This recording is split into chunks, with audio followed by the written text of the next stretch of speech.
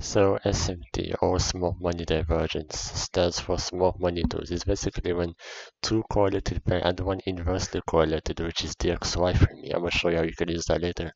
Wow, is when one pair manipulates the high and the other one mitigates. And the mitigation has to happen at the same time. So basically, if this one manipulates at 8:30, this high has to mitigate and break this low at, let's say, 8:30. Obviously there can be maybe a 1 to 2 minute difference, but more than that it's not that high probability. And an SMT is only valid after breaking this structure. If it still roaming around here and this one manipulates, you need to wait for this one to break this low, then you can enter right away, or you wait for a pullback and then you enter. And I forgot to mention, these two highs also have to happen at the same time. So basically, if this one is, let's say, 8:25, this one also has to happen at form at 8:25. And for you to use an inversely SMT is basically, let's say if this one is bearish, the other one has to be bullish. So basically like this. DXO is the inversely correlated pair between E and G. So basically like this. DXO is gonna manipulate the low instead of GU or E. So basically like this. And if the DXY happens with the, obviously this one also have to have at the same time. If you get the SMT with the DXY, then you take the one that mitigates. So basically if GU is the one that mitigated, then you take it with GU. But if it's EU, then EU, and vice versa. And you should always be taking the one that mitigates, right? Not the one that manipulates. Because if you take the one that manipulates, then you risk the chance for it to re-manipulate again. But this one, since this one mitigated and broke structures, it's not gonna re-induce the high. But the one that manipulates, you could re-induce the high. Obviously, there is a way for you to take the one that manipulates. Obviously, I don't do it, but there is a way where it's a bit too advanced. So basically, for you to take the one that manipulates, the opposite price delivery has to be really weak. So let's say something like this. The price delivery has to be like really weak like this. And then this one manipulates. Obviously this one as well, it has to break this high for it to be a valid SMT. And once it does break it, the one that manipulates like this, then you can, enter from here and expect it to get re-induced. Then you can just go higher. But again, it has to be a really weak price delivery for the bearish side, and it has to be reacting out of a high probability point of interest, and maybe took something really major, like a medium inducement, external, and a major inducement. So that's how you take the one that manipulates.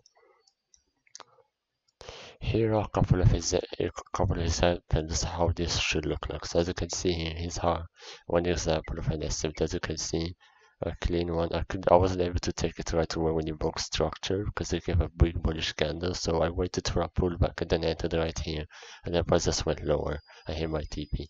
Here's another one, another SMT. As you can see, these are supposed to look like. Here's one last example. This one is really clean. This trade gave me like my highest risk to reward. Wait, this is how it's supposed to look like. And since now you know how to take a proper SMT, I'm going to show you the types of SMT you shouldn't be taking. Basically low probability SMTs. So the first low probability SMT is basically the one that has multiple structures, because the one we take is the one that has two structures. Basically the one that I showed this type of example. It only has two structures. The low probability one has multiple structures. So basically it looks something like this. Instead of two structures, it has something like this. Boom, boom, and before it breaks this low, it does something like this.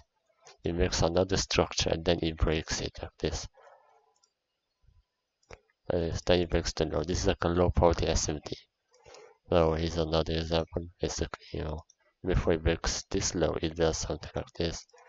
And then it breaks it. This is the low probability SMT. We want to have only two structures like this. If it does like one more or like three structures or four, then I don't take those type of trades. Basically like this. A bearish started, then at one pullback and then it breaks the low. That is basically, this one is a really clean one. Pullback and it breaks the low, only two structures. Anything more than that is gonna be considered a low probability SMT. And the second low probability SMT is basically an internal SMT, basically inside a structure, basically something like this. And let's say we're inside this swing range, and then it does like this. Boom, boom, boom. This one is an internal structure SMT because look, it's inside of this range, as you can see. And anything internal is low probability because now we want them to happen. We want them to happen outside, like an external, like this. We want it to happen outside of the range, like this. This is a valid one. If it happens inside of a structure, then it's a low probability one. Like you see here, if you go back to the examples, as you can see, these ones happen externally. You see, it's like outside of the range, it's not within it. Like, here's the thing. If this SMT happened inside this, then this one would be a low probability SMT, but it induced the previous high, and then you gave it. Here's another one. As you can see, if this one happened inside of this, then it would have been a low probability SMT, but it re-induced it, and then it gave it. So we want an external SMT like this one, not one that's internal like this. This is a low probability SMT. You risk the to re-induce the high. You risk the charges free to induce the high. A third low probability SMT is basically when it makes equal high slash low. So basically like this. Instead of seeing the clear mitigation, it does something like this. Boom, boom, something like this. Then it does this. Obviously, this one is just equal highs. You can't really say if it's mitigated or manipulated. Like this. This is a bearish one. Boom, boom. It makes this an equal highs. These are low probability ones. You just see it clearly mitigating, something like this. No equal highs. This one's another low probability one. And the last one is not in the same H1 leg. Basically what I mean by that is when the other leg, the other SMT leg, the one that mitigates or manipulates, happens in a new H1. Basically like this. Like this. So before this low gets broken, a new H1 opens, then it breaks it. So basically, this is, let's say, the 8 o'clock candle.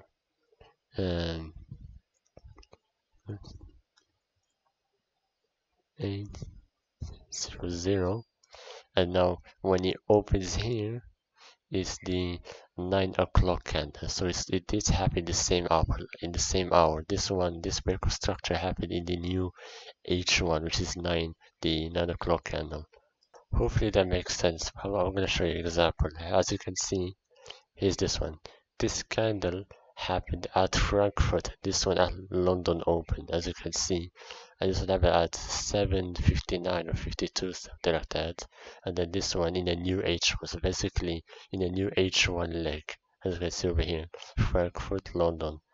And then it broke structure. So this was a low probability SMT. Actually, not even low probability. That's an invalid SMT. You shouldn't even be taking these. You know what I mean? As you can see, it stopped me out. So yeah. Next up. If the SMT that manipulates happens internally and the one that mitigates is external, you can still take this trade. Basically what I mean, right? If the SMT, the one that manipulates, happens internally inside of a structure, basically we have a range, and then this one, instead of breaking this high, it gives an internal SMT, the one that manipulates like this.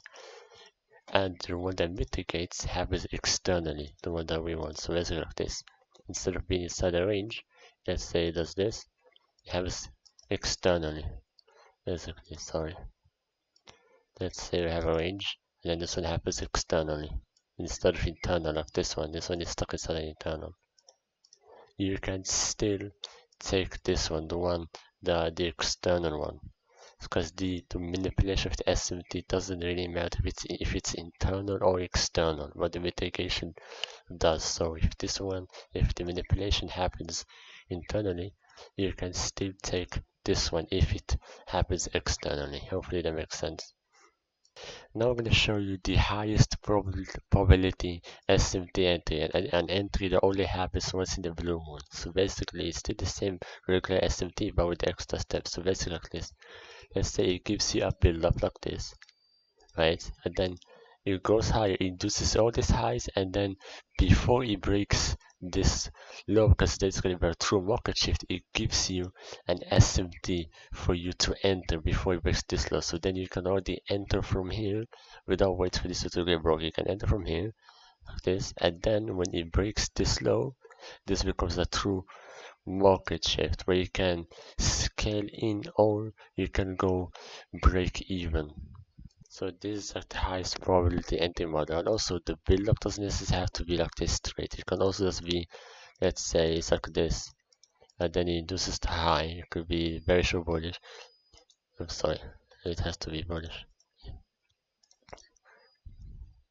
Oh no, sorry, I did get it correct. So like this could be bearish, induces the high, and before it breaks this low, it gives an SMT like this.